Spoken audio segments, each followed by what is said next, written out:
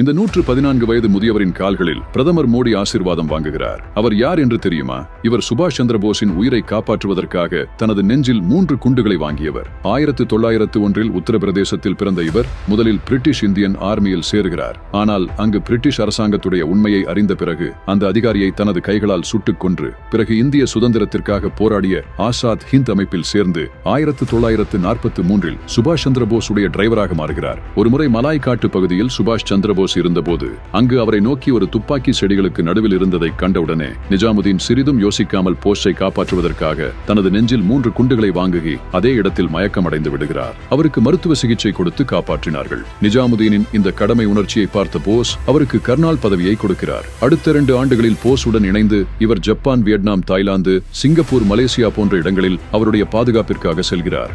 சுபாஷ் சந்திர போஸின் மறைவு மற்றும் இந்தியாவின் சுதந்திரத்திற்கு பிறகு அவர் திரும்பவும் இந்தியாவிற்கு வந்து விடுகிறார். ஆனால் இவ்வளவு பெரிய சாதனை செய்த பிறகும் அவரை பற்றி எந்தவித வரலாற்றிலும் கூறப்படவில்லை.